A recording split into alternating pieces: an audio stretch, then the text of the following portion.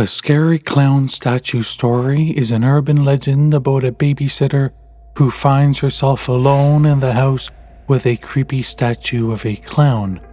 Some people believe that this is a true story, but in reality, it's just an urban myth. A few years ago, there was a wealthy couple who had 2 young children, a boy and a girl. The family lived in a large house in Newport Beach, California. After taking care of their kids all week, the mother and father decided that they needed a break, and so they booked a table for dinner at a nice restaurant. That evening, they called a teenage girl they knew and arranged for her to come over and babysit their children while they were out. When the babysitter arrived, the parents told her to fix supper for the kids and put them to bed. After that, you can just watch TV and help yourself to anything in the fridge, the father said. And if you wouldn't mind, said the mother, could you watch TV in our room? The kids have been having nightmares recently, so if you hear them crying, you can just go in and calm them down. The babysitter happily agreed, and the parents left for their dinner date. The girl gave the children some milk and cookies, then ushered them upstairs to bed. She started to read them a bedtime story, and before long, the little boy and girl were fast asleep. After tucking them in, she switched off the lights and went to watch TV.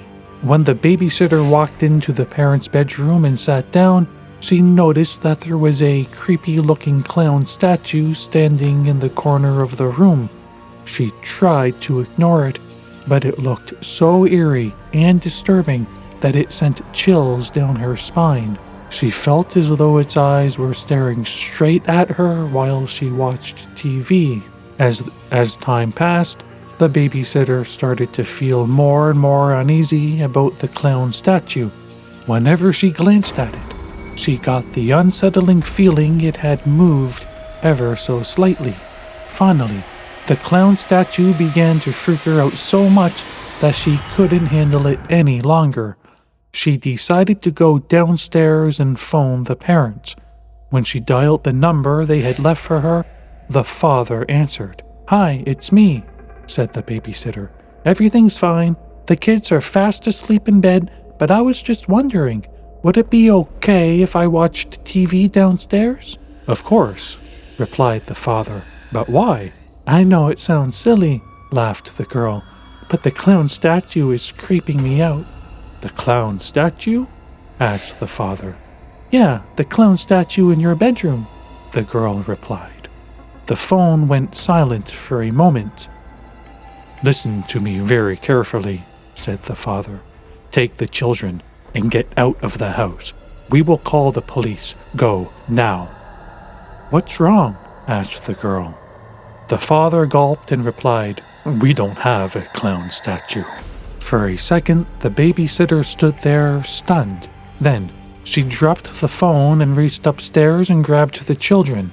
Carrying one under each arm, she raced downstairs and fled out into the street.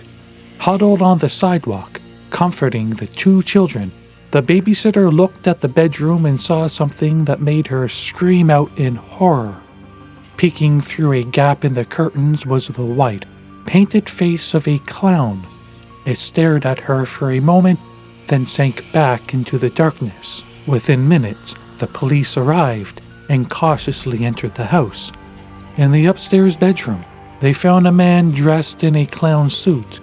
When they arrested him, they found a knife concealed in his costume. The clown turned out to be a mentally disturbed midget who was a convicted murderer and cold-blooded killer.